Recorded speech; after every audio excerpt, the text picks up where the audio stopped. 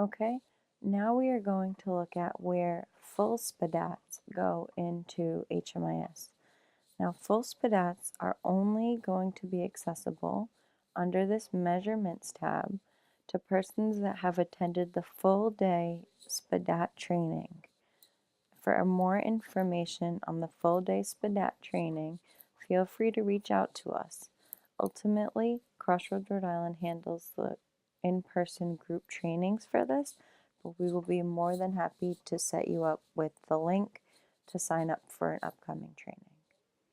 If you do have access, the Full-SPDAT is located under the Measurements tab. When there is no previous Full-SPDATs for your clients, you'll see click Add New Measurement to start using it.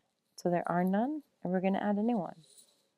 Now, Full-SPDATs can be done at different points in time.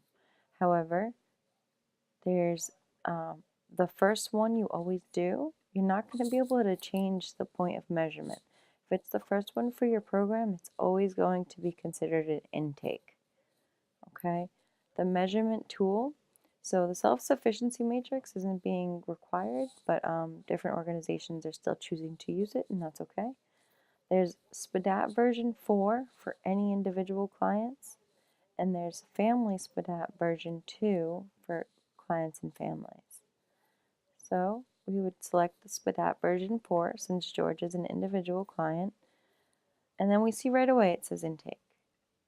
Okay, now the date is the date that you administered the SPDAT, so it may not have been today, it may have been 3 days ago. Whatever that date is, you want to put here. Okay, it may be confusing because a lot of times people are saying, wait a minute, I'm entering data as the family shelter, I need to change that. But your name may not be under that provider.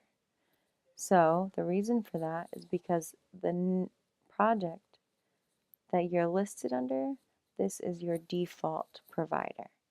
That's why you're able to find your name under it.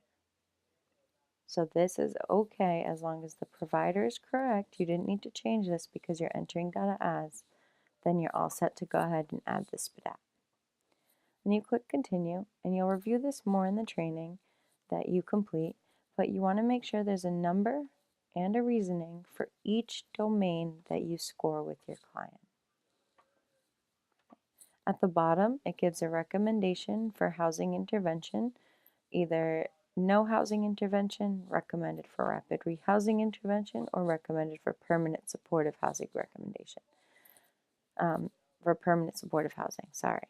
So it does not matter if it's an individual or a family SPDAT, the scoring will still give you those 3 different ranges. And then when you're done, you fill in all of this and you click Save and Exit.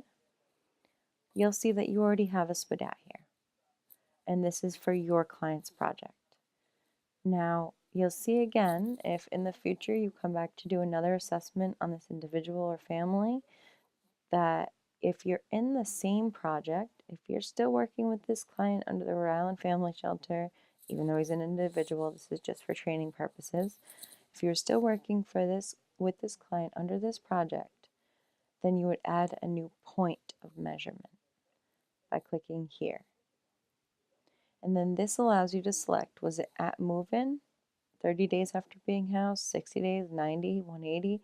This is how frequently it should be done once your clients move into housing.